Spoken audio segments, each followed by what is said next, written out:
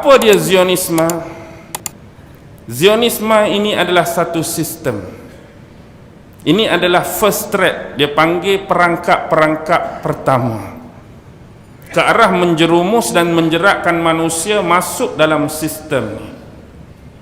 Tapi hari ini ada manusia-manusia yang menyedari perangkap-perangkap ini.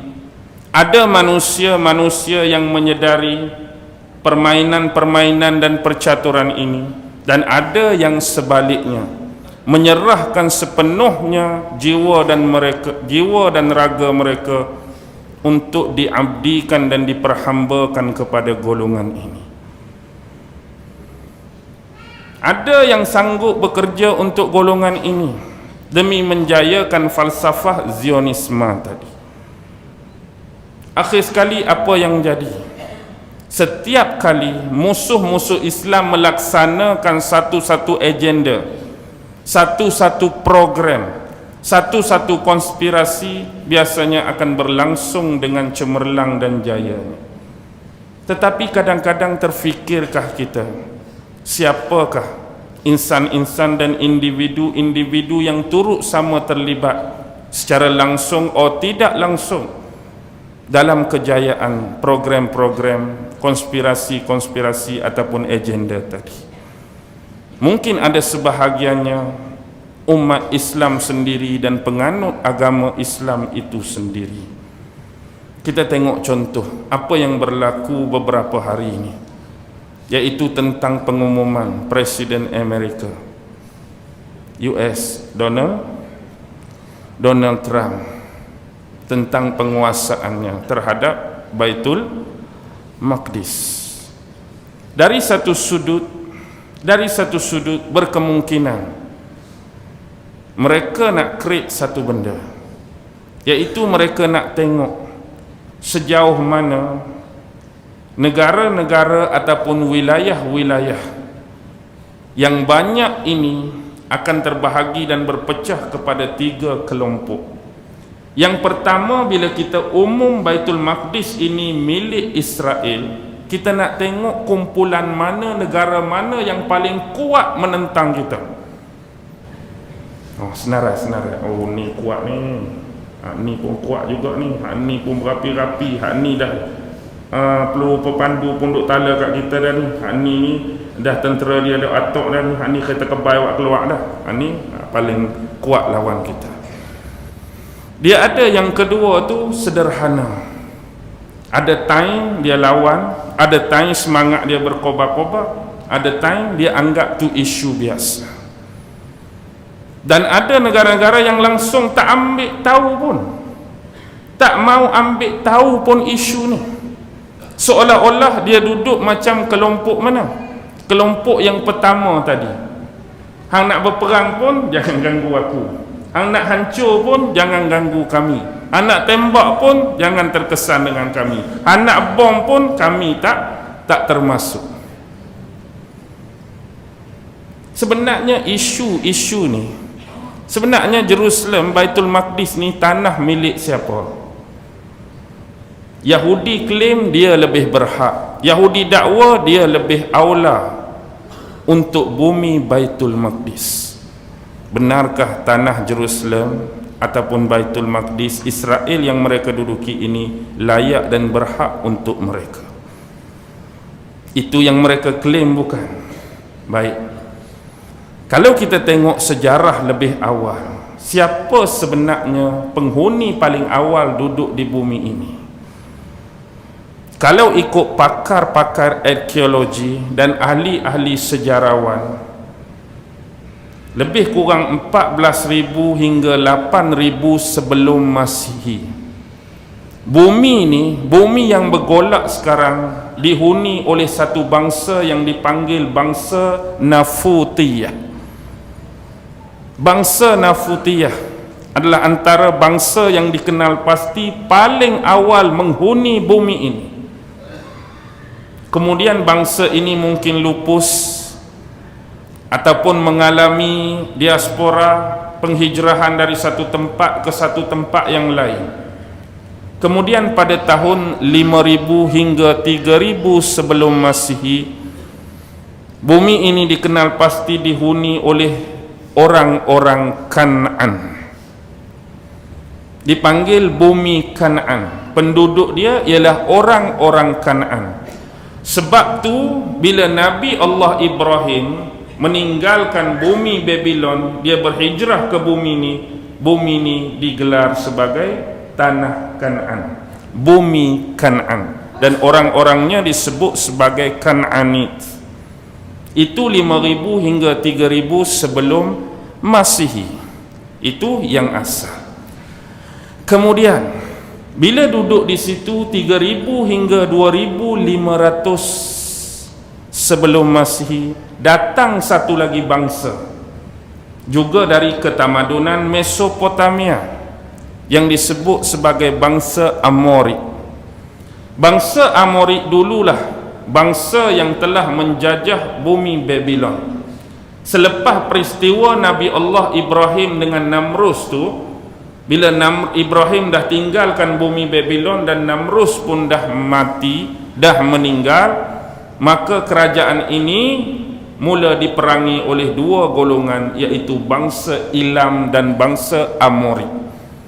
Kemudian bangsa Amori akibat berlaku kemarau yang panjang di bumi sana mula melakukan penghijrahan ke bumi mana? Tanah Kan'an. Jadi waktu tu ada orang Kan'an, ada orang Amori. Dan dikatakan ada dua lagi suku, iaitu suku Yabusiyah dengan bangsa Finik. Finik ni juga disebut bangsa Fonisia. Baik. Yang penting Kan'an, Amori, Yabusiyah. Yang betul-betul penghuni asal bumi Al-Aqsa tu bangsa Yabusiyah. Mereka ada satu kerajaan yang disebut kerajaan Yabus. Bahkan dalam sejarah mereka pernah membina hampir 119 kota. Masa mereka menetap dan menghuni di situ, kerajaan Yabusiyah, orang-orang Yabus ni. Kalau Finik atau Fonisia, mereka disebut Kan'an laut. Kan'an, Amori dengan Yabus disebut Kan'an darat. Finik atau Fonisia disebut Kan'an laut, sebab mereka duduk di persisiran Jordan Timur dengan Lebanon. Di situ ada lautan Mediterranean. Itulah dia orang-orang Fenisia yang digelar Kan'an laut. Orang-orang Fenisia inilah yang dulu mengajarkan kepada orang-orang dan manusia-manusia di tamadun Yunani purba. Yunani ada dua. Satu Yunani kuno, zaman kerajaan Mykenaya, zaman Raja Agamemnon, zaman kerajaan Troy dulu. Dulu saya pun ingat Troy itu epik, tapi tidak Troy benar-benar terbukti kewujudan dia. Satu zaman Yunani kuno. Bila Mykenaya mula berpindah ke arah utara, dan ada sebahagian besar ahli-ahli sejarah menganggap orang-orang Mykenaya ini adalah asal-usul bangsa Etruskan, keturunan-keturunan orang-orang Itali. Jadi mari situ orang-orang Dorian. Orang-orang Dorian inilah yang baru jadi Yunani purba. Yang ni tak tahu apa. Orang-orang Fonisia lah yang pada masa tu digelar sebagai the greatest maritime. Orang yang cekap melayarkan perahu-perahu dan kapal mereka di lautan, berhijrah ke sini dan mengajarkan mereka. Lepas tu barulah 800 hingga 500 masih baru keluar nama-nama seperti Socrates, Aristotle, Plato tu barulah tu. Siapa yang menghidupkan tamadun mereka? Orang-orang Fonisia. Baca sejarah. Jadi duduk di situlah. Bila duduk di situ 1300 sebelum Masihi, datanglah orang-orang Filistin. Kita sebutlah ni Palestin. Bangsa ni disebut bangsa Filistin daripada pergunungan Ker dengan laut Aegean, lautan Mediterranean. semenanjung Balkan dan Anatolia, disebut Asia Kecil. Kalau kita belajar buku sejarah dulu, dia sebut Transaxonia. Marilah geng Filistin duduk di sini. Itulah kelompok-kelompok awal yang ada. Barulah mari Nabi Allah Ibrahim pun duduk di situ. Sekali dengan orang Kan'an ada, orang Amorit pun ada, orang Yabus pun ada, orang Fonisia pun ada, orang Filistin pun ada. Lalu beranak pinak. Ringkas cerita, isteri kedua dengan anak Ismail dihantar ke Mekah. Isteri tua, anak dia Nabi Allah Ishak, duduk di bumi ni lah. Sebab tu kita baca sirah, bangsa kaum Nabi Allah Ishak ialah bangsa Kan'an. Sebab dia duduk di bumi Kan'an. Jadi merebaklah keturunan mereka sampai Nabi Allah Ishak, sampai Nabi Allah Yaqub, sampai Nabi Allah Yusuf. Mereka duduk di sini. Mereka asal bukan di sini, mereka menumpang di sini. Ingat cerita ni. Pendek cerita, Yusuf dikhianati, dicemburui oleh saudara sehingga Yusuf terhantar ke negara Mesir. Kemudian pendek cerita, panggillah bapa Nabi Allah Yaqub dengan saudara-saudara Bani Israel yang lain tinggal di bumi Mesir. Zaman Yusuf, zaman pemerintahan Hyksos.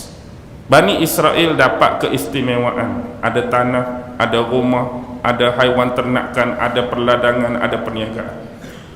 Tapi bila naik kembali pahlawan Ahmoses I, dinasti Fir'aun ke-18 bermula balik, maka waktu Fir'aun memerintah, tiada lagi keistimewaan untuk Bani Israel. Lantas mereka dijadikan sebagai buruh-buruh dan kuli. Ini adalah tahun-tahun yang paling memenatkan dan menyeksakan bagi Bani Israel. Pertolongan daripada Allah sampai bila terutusnya Nabi Allah Harun dan Nabi Allah Musa. Akhirnya nak menyelamatkan Bani Israel daripada tindakan-tindakan Fir'aun ini, Nabi Musa dengan Nabi Allah Harun mengeluarkan mereka daripada bumi Mesir menuju ke the promised land, bumi yang dijanjikan untuk mereka. Bumi mana? Bumi asal tadilah. Hak Nabi Ibrahim sampai, hak di situ lahirnya Nabi Ishak, di situ lahirnya Nabi Allah Yaqub. Sebelum mereka pergi ke Mesir, bumi itu jugalah mereka akan kembali. Bumi itu dijanjikan untuk mereka, dan sampai hari ini pun mereka klaim mereka adalah Sya'bul Mukhtar, bangsa-bangsa pilihan Allah. Jadi berpindahlah mereka, terjadilah peristiwa pembelahan Laut Merah, sampailah ke semenanjung Sinai. Allah panggil Nabi Allah Musa untuk bermunajat. Berapa hari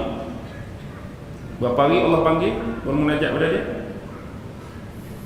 40 hari. Terlewat 2 hari, turun hari ke 42. Apa berlaku Bani Israel di samping Nabi Allah Harun? Apa berlaku? Sembah lembu. Tak boleh nak fikir. Why tak boleh nak fikir? Kenapa jadi seteruk ni Bani Israel? Drastik sangat tindakan mereka, drastik sangat apa yang mereka buat. Maksud yang kita tak boleh nak fikir, Nabi Musa belum mati. Nabi Musa tinggal 40 hari, Harun masih ada bersama mereka. Bila Musa Samiri suruh sembah lembu tu depan Nabi Harun, mereka boleh sembah. Pasal apa jadi lagu tu? Kurang-kurang kalau Nabi Allah Musa dah wafat, Harun dah wafat, generasi pun dah bertukar, okeylah kalau dia nak jadi sesat balik pun. Ni dua Nabi duk ada lagi. Harun duk bawah sekali dengan dia. Bila Samiri suruh sembah lembu, dia boleh sembah. Tak terfikir. Contohlah kita hari ni dah, elok-elok ada ulama dengan kita duk semayang elok-elok, masuk seorang geng lain, kita kena sembah pokok bunga ni. Maksudnya kalau hak pi sembah pokok bunga dalam keadaan kita duduk lagu ni, memang kita anggap teruk sungguh lah hang seorang ni. Dalam keadaan ulama duk ceramah hari-hari, duk cerita hari-hari, ni akidah sesat, ni terpeleok, ni syirik. Orang suruh sembah pokok bunga, terus. Jadi kita tak boleh nak fikir pasal apa dia boleh jadi lagu tu. Kalau ulama tak ada dah, orang alim banyak dah mati, okey lah kalau dia nak tersesat. Wah, sebab benda ni tersemai lama dah sewaktu mereka berada di bumi Mesir lagi. Dan waktu berada di Mesir, mereka pernah minta dengan Nabi Allah Musa supaya dibuatkan patung sama seperti orang-orang di Mesir yang menjadi perlambangan dan simbol bagi Allah. Nak bagi nampak juga nak menyembah tu. Ikutlah simbol lagu mana, lambang lagu mana. Yang penting Allah kita tak nampak tu, biar bagi satu simbol yang kita sembah tu nampak. Tapi dinafikan oleh Nabi Allah Musa. Hati-hati mereka sebahagian dah ada terkesan dengan penyembahan-penyembahan berhala yang hari-hari mereka duk lihat depan mata. Mari pula kepelikan, sebab bangsa Yahudi ni satu bangsa yang boleh dianggap mistik lah. Bab-bab mistik ni, patung daripada emas boleh bergerak pula dan bersuara pula. Memang hebat Kalau kita lah ke mana? Ada seorang buat patung lembu dengan emas, lepas tu bergerak, lepas tu boleh sembang, boleh cakap dengan kita. Ke mana agak-agak? Payah juga Akulah Tuhan kamu yang sebenar. Sudah. Sembahlah aku wahai sekalian manusia. Padahal siapa duduk dalam tu? Siapa yang bersuara tu? Pak Cik Tan. Setan masuk dalam tu. Terpeleok lah. Kemudian bila Nabi Musa turun, Nabi Musa halau Samiri, bukan. Tapi ingat, bukan Samiri seorang, masih ada beberapa yang terpeleok ikut belakang Samiri. Yang kita duk cari hari ni, yang kita duk trace hari ni, suku Sakat hak sekali ikut Samiri tu pi mana lah ni keturunan tu. Hak jalur dengan ikut Nabi Allah Musa tak ada masalah. Hak jalur ikut Nabi Allah Harun tak ada masalah. Hak Saki Baki, hak ikut Samiri tu duk mana sisa-sisa keturunan tu? Mereka hidup, mereka berpindah randah, mereka berhijrah, mereka mungkin berkahwin, mereka beranak pinak, mereka menyebarkan keturunan. Tapi di mana mereka sekarang? Dan apa yang telah Samiri ajarkan pada mereka sepanjang bersama dengan tokoh tersebut?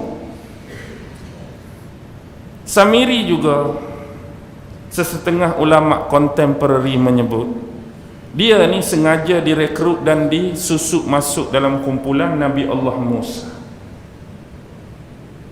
Dia asalnya geng-geng Dewan Senat Fir'aun juga. Fir'aun ni macam ni lah. Fir'aun ni dia ada satu tagline, dia digelar mempunyai dua tapak kaki yang berkuasa. Dua tapak kaki yang berkuasa, bukan macam Iron Man keluar api naik ke atas dah. Satu tapak kaki merujuk kepada bagaimana Fir'aun boleh melestarikan, menjaga dinasti dia. Sebab satu, dia mempunyai militer yang cukup ramai, dia mempunyai senjata yang hebat, logistik yang banyak, ahli-ahli perang, askar dan tentera yang cukup ramai. Ni kekuatan pertama dia. Yang kedua, kerana dia ada dewan ahli senat penyihir-penyihir, geng-geng ahli sihir. Kalau dia mimpi, hak ni lah tukang takbirnya. Kalau dia nak berjalan, hak ni lah tukang ramalnya. Kalau dia ada buat tu, hak ni lah tukang ceritanya. Jadi nak jadi cerita, pertarungan berlaku antara ahli-ahli sihir ni dengan Nabi Allah Musa. Tapi mereka kalah ke menang? Mereka kalah. Bila mereka kalah inilah mereka susup salah seorang ahli mereka dalam kumpulan Nabi Allah Musa. Itulah dia Musa bin Zafar. Nabi Allah Musa, Musa bin Imran. Musa bin Zafar itulah Musa As-Samiri. Nisbah kepada tempat kelahiran dia, bumi Samirah, Iraq. Itulah yang terjadi. Allah hukum Bani Israel 40 tahun sesat di padang apa? Padang teh. Bukan macam teh Cameron tu. Teh, TIES. Padang tu nama padang teh. Kisah manna wassalwa. Kisah 12 mata air famfajarat min husnata asyrata aina qad alima kullu unasin. Cerita nak balik semula ke Mesir sebab makanan ada satu jenis je. Hak ni je hari-hari boring, hak ni je hari-hari muak. Kalau kita duduk Mesir dulu, walaupun hamba, walaupun kuli, macam-macam makanan kita boleh makan. Perangai. Bila kekurangan makanan dan air, mereka merunguk dengan Nabi Allah Musa hingga keluarnya ular-ular kecil yang berbisa yang mematuk-matuk mereka, bukan mematikan tetapi memerikkan dan menyiksa. Akhirnya buatlah apa dia, serpent of bronze tu, ular tembaga tu kan, hak lilit pada macam batang salib tu. Siapa yang kena patuk tengok pada ular ni sembuh. Mari siapa yang kena patuk tengok pada ular ni sembuh. Mari siapa yang kena patuk tengok pada ular ni sembuh. Jadi sebab dia ada kuasa penyembuhan, gambaran tadi, simbolik tadi sekarang ni berada pada logo apa? Logo kesihatan sedunia. WHO gambar apa? Gambar apa? Ular berbelit. Kuang-kuang gambar jarum ke tak? Kesihatan. Gambar pil ke? Gambar ubat ke? Apa kena-mengena ular dengan kesihatan? Badak air boleh. Labi-labi boleh. Pasal apa tak pilih binatang-binatang tu? Perlu ular tadi. Mungkin ini adalah sebahagian-sebahagiannya yang perlukan penjelasan lebih lanjut dan terperinci, yang boleh dianalisiskan lagi. Adakah mempunyai berkaitan atau sebaliknya? Baik. Bumilah yang dijanjikan sampai dah. Sampai dah di sempadan. Tapi bila tengok orang Kanaan, orang Amorid, orang Yabus, orang tu, Allah, tubuh besar-besar weh.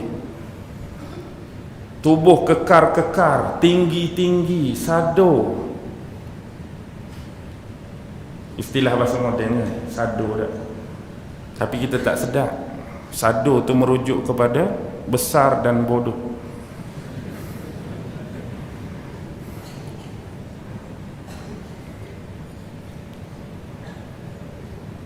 Penakut. Bila Nabi Musa ajak mereka masuk berperang lawan orang-orang dalam ni, apa yang surah Al-Baqarah cerita? Izhab anta wa rabbuka faqatila inna hahuna qa'idun. Pergilah kamu wahai Musa bersama Tuhan kamu sekali, ajak Tuhan kamu pilah berperang. Inna hahuna qa'idun. Kami di sini tunggu. Kalau menang kami masuk, kalau kalah kami lari. Kalau menang kami masuk, kalau kalah kami lari, tak jadi masalah. Hak jadi masalah, izhab anta wa rabbuka. Nak perang sangat, pergilah kamu wahai Musa sekali dengan Tuhan kamu. Tuhan Musa tu siapa? Allah. Celupak ke tak celupak? Celupak lah. Sampai Nabi Allah Musa rasa malu. Bak penakut perang, bak takut mati ni bukan hari ni. Orang-orang Yahudi, Zionis, Bani Israel ni takut mati.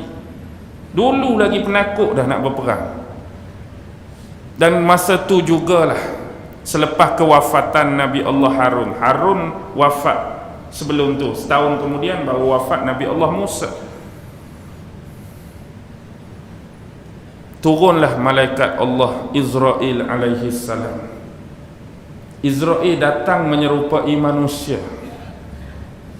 Datang bawa pesanan daripada Allah, suruh tanya Nabi Allah Musa, wahai Musa, kamu ni nak mati ikut umur yang Allah tentukan dan takdirkan ke kamu nak minta tangguh umur kamu?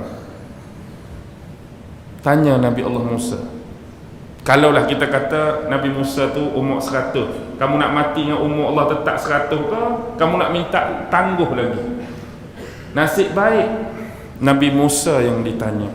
Kalau Israel mari menyamak jadi orang, tanya kita agak-agak bagaimana? Ustaz, kira hak Allah tetap tu 55, tapi kalau nak tangguh pun boleh. Agak-agak hak mana kita pilih? Jangan saya seorang, samalah orang lain pun. Agak-agak pilih hak mana? Hak 55 ke minta tangguh lagi? Minta tangguh belaka. Sebab tu karakter bila Allah sebut tentang mati dalam Quran, fa iza jaa ajaluhum la yasta'khiruna sa'atan wa la yastaqdimun. Bila datang ajal seseorang, tidak dilewatkan walau satu saat dan tidak dipercepatkan. Bila Allah sebut tentang mati dan kewafatan, karakter yang disebut cepat dulu ke pelewat dulu?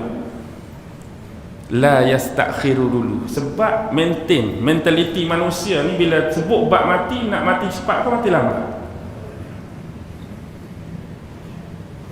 Tok Imam nak mati cepat ke mati lambat? Nak mati lambat lah ke Tok Imam pun. Kalau bab mati semua nak mati lambat walaupun tak tahu. Mentaliti ni Quran Sunnah. Dia sebut la yastakhirun wa la yastaqdimun. Okey. Baik, bila mari tanya lagu ni, dia dah serabut dah dengan perangai orang-orang Bani Israel ni. Dah lah serabut dengan hak tu, mari pula Israel tanya bab persoalan mati. Lalu apa jadi? Nabi Allah Musa tampak muka Israel tercabut mata. Baca Bukhari, baca Muslim hadis. Nabi Musa tampak Israel terkeluar biji mata. Lalu Israel naik menghadap Allah. Ya Allah, ya Tuhanku, mengapa kamu hantar aku, kirimkan aku kepada manusia yang tak mau mati? Lafaz hadis sebut, lalu Allah memperbaiki kembali mata Israel, suruh turun sekali lagi. Tanya balik persoalan ni. Kali ni kalau dia nak mati hak Allah tetap, go on. Kalau dia pilih nak tangguh, cara tangguh dia ialah kena cari seekor lembu. Lembu ni kena duduk belakang lembu. Duduk alik belakang lembu, angkat tangan ni, tepek di punggung lembu. Besar mana tapak tangan tu, tanda molek ni punggung lembu ni, akak. Agak-agak hak bekas tapak tangan kita saat ni, kalau bila bulu sosok berapa ribu bulu. Hak penuh tapak tangan ni. Bayangkanlah kalau kita bila sosok bulu hak penuh tapak tangan ni berapa ribu. Koya-koya ya, berapa ribu? Bodoh-bodoh. 10,000. 10,000. Selah bulu setahun tangguh dia. Pas kalau 10,000, 10,000 tahun. Tapi Nabi Musa pilih mana? Pilih Allah tentukan. Bayangkan kalau Nabi Musa pilih ni, hidup lagi ke tak Nabi Musa tadi? Hidup lagi sekali dengan kita.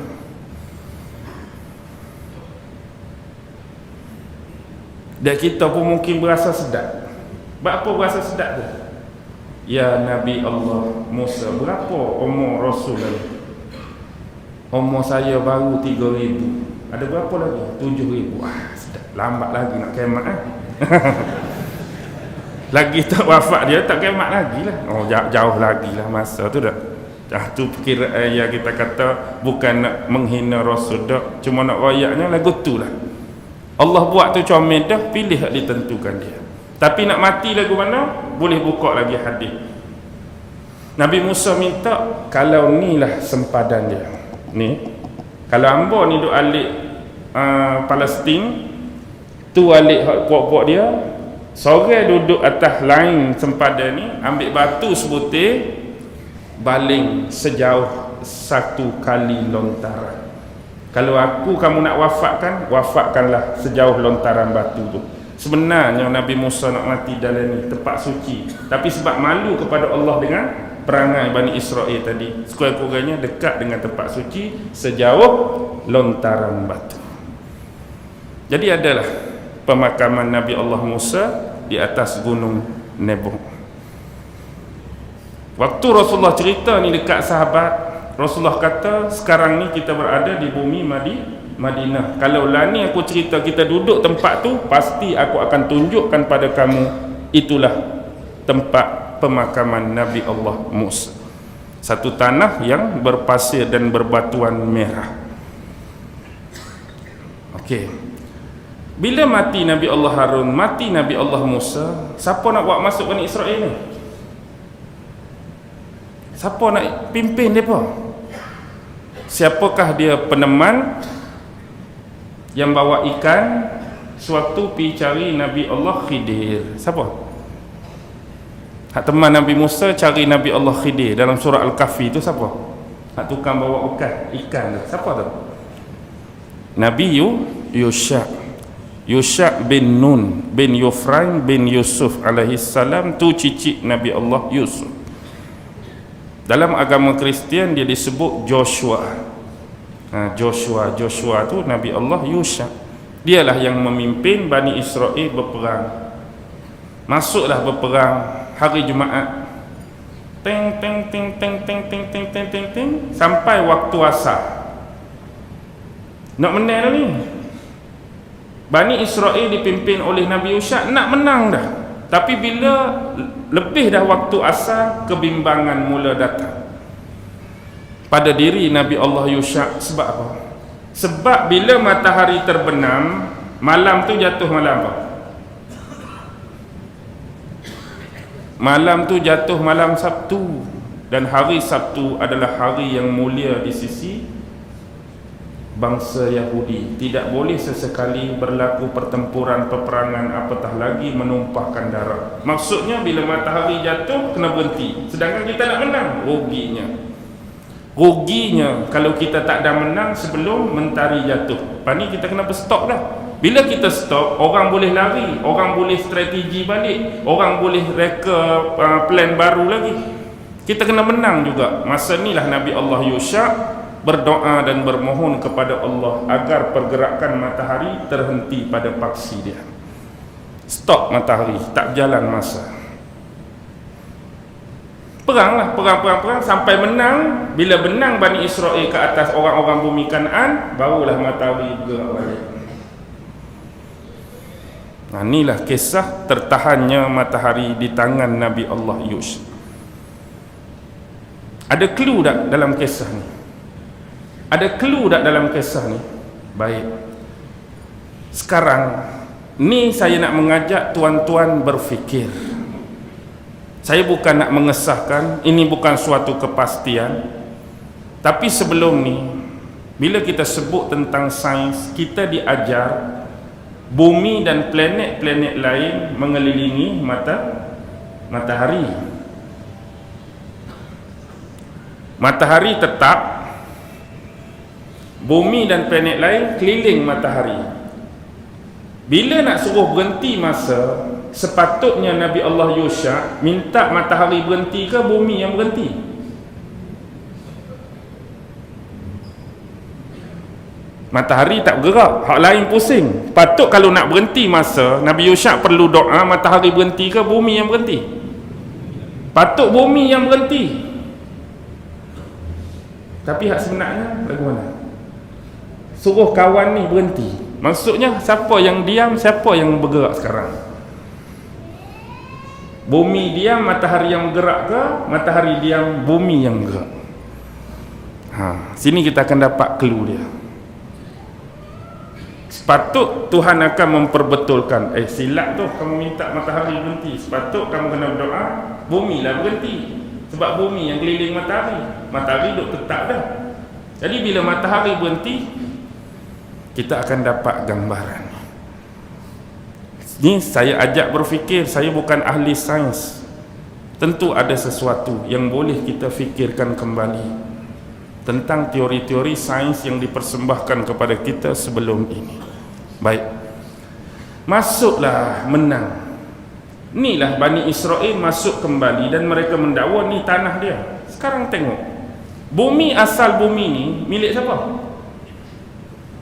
Milik siapa? Asal kalau kira cerita tadi, milik siapa? Kalau nak kira orang Nafutiyah tu lagi berhak, orang Kanaan lagi berhak, Amorid lagi berhak, Yabusiyah lagi berhak, Fonisia lagi berhak, Filistin lagi berhak. Dia mari masuk berperang. Tiba-tiba yang selalu dia canangkan ialah apa? Yang selalu mereka canangkan terhadap Rasulullah dan agama ini, agama Islam ditebarkan melalui mata pedang, peperangan, bunuh orang, cincang orang, tawan orang. Itulah Islam, agama keganasan, agama teroris. Time kita dia kata ganas, tapi time dia nak masuk ni, orang bagi laluan ke kena berperang, kena perang. Bumi ni bukan bumi dia.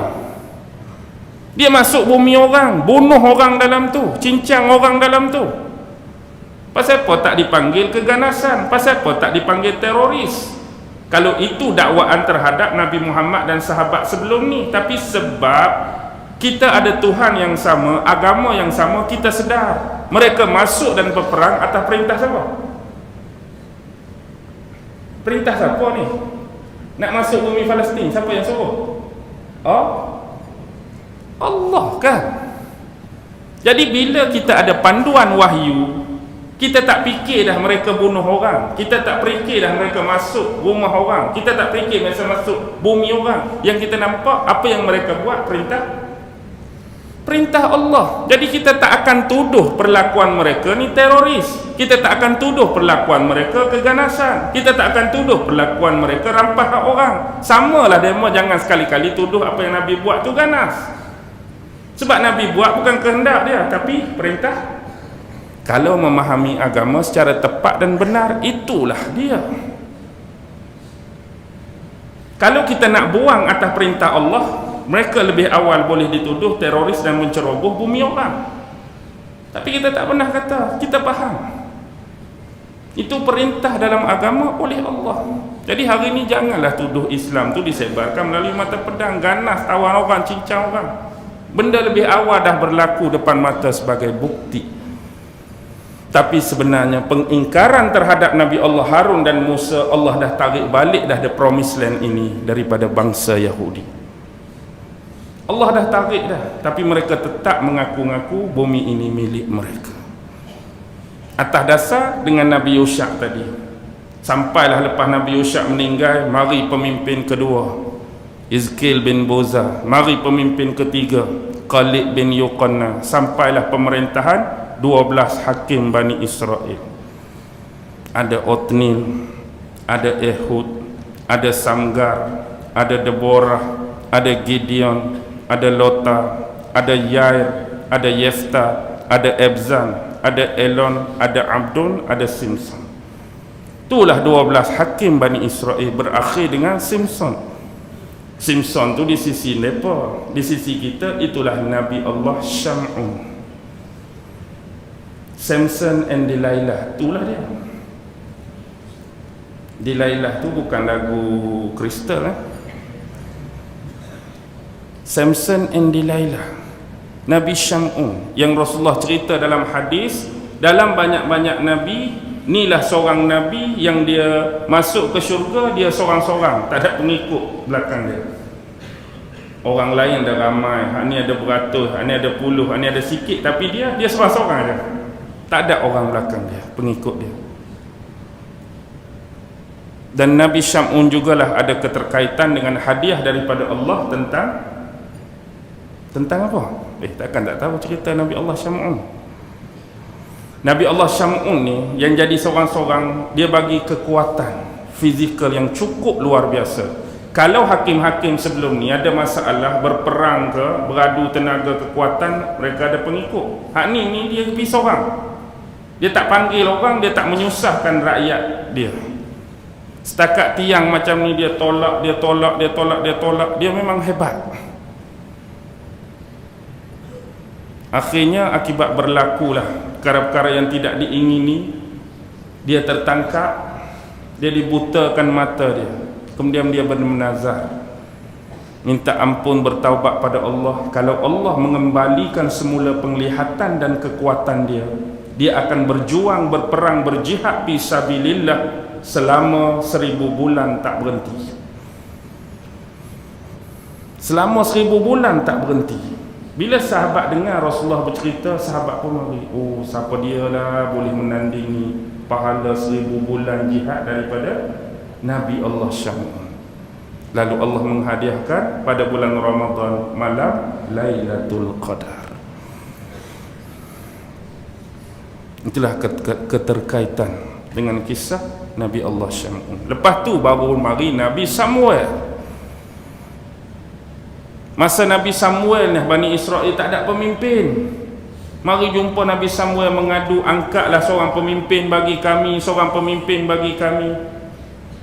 Lalu Nabi Samuel angkat siapa? Tolut. Akhir surah Baqarah tu kan ada kisah Tolut. Angkat Tolut. Tapi sayang, Tolut ni siapa? Tolut ni dari keturunan Bunyamin. Mereka tak mau. Mereka nak keturunan Levi, keturunan Nabi-Nabi dan Rasul. Musa, Levi. Harun, Levi. Samuel, Levi. Tak kurang pun keturunan Yahuza. Nabi Daud, Yahuza. Sulaiman, Yahuza. Ni Bunyamin. Mereka memperlekeh-lekehkan. Walhal Bunyamin tu salah satu 12 Bani Israel. Masih lagi keturunan mereka pun, sebab atas tu mereka pelekeh. Apatah lagi kalau nak angkat hari tu pemimpin dari orang kok lanat lagu mana? Bani Israel dah, geng mereka dah. Cuma mungkin daripada tribe, suku yang tak terkenal, mereka tolak. Kalaulah kata orang hak nak jadi pemimpin kamu ialah seorang pemuda dari kok lanah Kelantan, oi, lagi teruk mereka tolak.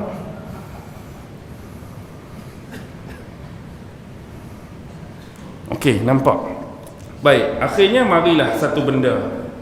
Tabut As-Sakinah, the Ark of Covenant ni. The Ark of Covenant ni lah mari. Di samping bukti-bukti bahawa Tolut itulah pemimpin mereka. Melalui minyak yang menggelegak di dalam tanduk dengan ukuran tongkat Nabi Allah Musa, ketinggian Tolut tu sama. Dari hujung rambut sampai hujung kaki sama tinggi dengan ukuran tongkat Nabi Allah Musa. Inilah pemimpin kamu. Maka memimpinlah Tolut Bani Israel menentang tentera-tentera Jalut. Komander perang Tolut itulah dia Nabi Allah Daud alaihi salam. Nabi Daud lah komander masa tu. Mati Tolut, Daud jadi raja. Mati Daud, Nabi Allah Sulaiman jadi raja.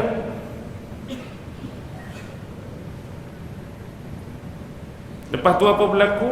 Lepas Nabi Sulaiman, perpecahan kuasa pun berlaku. Bani Israel berpecah dua. Bahagian utara, Kingdom of Israel. Bahagian selatan, Kingdom of Judah. Utara, pusat dia Jericho. Selatan, pusat dia Jerusalem, Baitul Maqdis. Hak atas kena serang dekat Assyrian Empire 732 sebelum Masihi, 722 sebelum Masihi, lingkup 10 keturunan. Hak bawah Yahuza and Bunyamin yang sokong the Kingdom of Judah. Diserang oleh siapa? Raja Bukhtansar, Raja Nebukadnezar dari kerajaan Babylon baru. Namrus dia panggil Babylon kuno, Nebukadnezar dipanggil Babylon baru. Habis ranak negara Israel. 50 tahun selepas penyerangan tersebut, jiran kepada Babylon, Babylon Iraq. Sebelah Iraq ada apa? Sebelah Iraq kerajaan apa? Kerajaan Iran, Parsi. Parsi adalah Maharaja Cyrus the Great, salah seorang tokoh yang diwar-warkan sebagai Alexander the Great Iskandar Zulkarnain. Serang pula Nebukadnezar, lingkup Babylon. Babylon jadi wilayah jajahan Parsi. Cyrus the Great, raja yang adil, raja yang saksama. Kesian dekat Bani Israel, balik semula ke bumi Israel. Bina balik kerajaan kamu, aku bagi duit, aku bagi material. Lalu waktu inilah mereka bina kembali the Temple of Solomon, Haikal Sulaiman. Sebab hubungan akrab ni lah yang tolong mereka ni. Cyrus the Great kerajaan apa? Parsi tolong Yahudi. Hari ni pelik tak kalau di Iran, 3 daerah besar, Tehran, Isfahan dan Hamdan, ramai orang Yahudi. Mereka kenang lagi kisah lama. Sebab bagi orang-orang Yahudi, Iran adalah bumi suci kedua selepas Israel. Sebab ramai Nabi-Nabi Bani Israel, makam dia ada di bumi Iran. Nabi Hajai, Nabi Habakuk dan Nabi-Nabi yang lain. Itulah cerita dia. Lepas tu hari ni kalau dia nak claim Israel tu bumi dia sebab dia pernah duduk bina kerajaan di situ, sorry.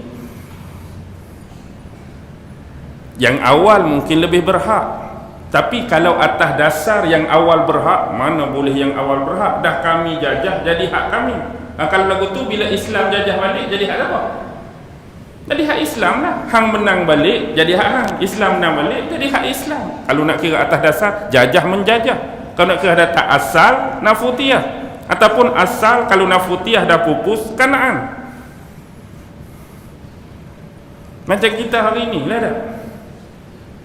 Mari yang betul-betul orang asli, kami orang-orang ori inilah yang paling. Nak kata apa? Nak hidup mana kita? Kita dah ada, dah duduk lah. Itulah nak katanya. Kalau atas dasar menjajah, siapa yang menang? Sebab itulah dia jadi bumi yang paling direbuti oleh 3 agama samawi, Yahudi, Kristian dan Islam. Yahudi sebab ada kisah lama. Kristian sebab apa? Nak sangat. Itu bumi kelahiran Nabi Allah Isa. Nabi Isa lahir di Palestin, Baitul Laham, Nazareth. Kita apa hubung kait dengan kita? Kiblat pertama umat Islam di mana? Baitul Maqdis. Ni juga adalah bumi Isra' dan Mi'raj. Sayyidina Umar pernah menawan di sini. Salahuddin Al-Ayyubi pernah bertapak di sini. Panjang kisah dia. Yang terakhir Rom. Lepas Rom, Ratu Zenobia. Pernah dengar tak Ratu Zenobia? 600 masih lebih Ratu Zenobia ni daripada kerajaan Tadmur, Palmyra sekarang. Rom ambil balik pula lepas tu. Mari pula Khurush Parwi dari kerajaan Iran, kerajaan Sasasin. Rom mari pula lawan. Sampailah 2 November 1917 berlaku deklarasi Balfour tu lingkup habis ya. Sebab tu orang-orang hak duduk di situ dulu, mereka menganggap mereka sebagai Palestinian, orang Palestin. Waktu Palestin duduk bawah ketamadunan Turki Osmaniyah, orang Yahudi menganggap dia Palestinian, orang Kristian pun anggap dia Palestinian, Islam pun anggap dia Palestinian. Tak ada apa-apa, tak ada masalah pun zaman Turki Osmaniyah. Yang jadi masalah lepas deklarasi Balfour dengan mereka tawan 1948, hari-hari bermasalah.